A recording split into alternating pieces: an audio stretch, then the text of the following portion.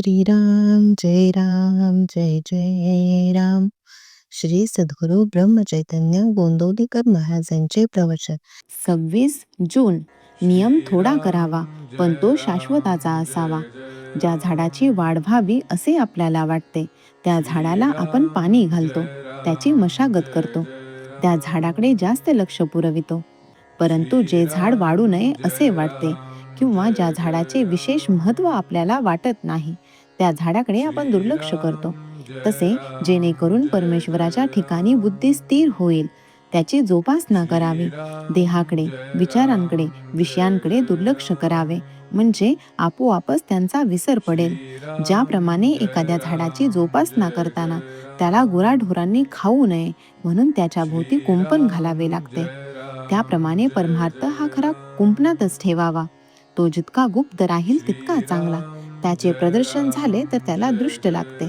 म्हणून परमार्थ हा कोणाच्या न कळत परंतु अत्यंत आवडीने करावा. झाड लावल्यावर ते किती वाढले आहे हे कुणी रोज उकरून पाहत नाही. त्याप्रमाणे अनुभवाच्या प्रचितीच्या मागे लागू नका, त्यामुळे प्रगती खुंटेल.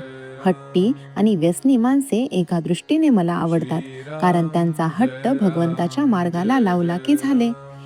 परमार्थात नियम थोडाच करावा पण तो शाश्वताचा असावा, म्हणजे जेणेकरून भगवंताचे प्रेम लागेल याबद्दलचा असावा आणि तो प्राणाबरोबर सांभाळावा. जे अत्यंत थोर भाग्याचे असतात त्यांनाच ध्यान मार्ग साधतो. हा मार्ग फार थोरांचा आहे.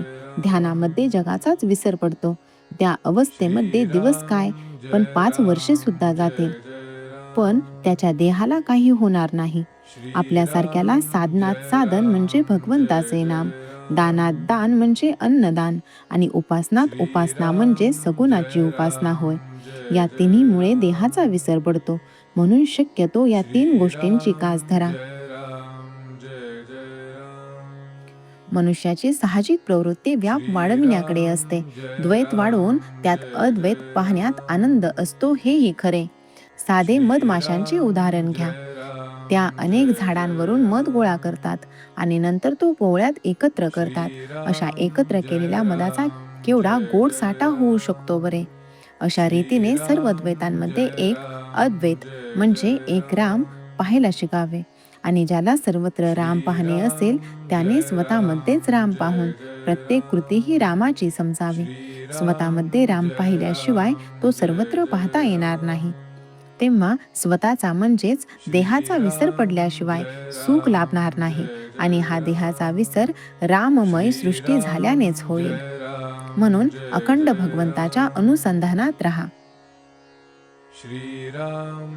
परमार्थाला अगदी स्वतःपासून सुरुवात करायची असते. श्रीराम जय राम जय जय राम. श्रीराम जय राम जय जय राम.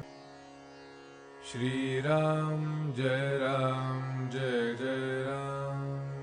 श्रीराम जय राम जय जय राम.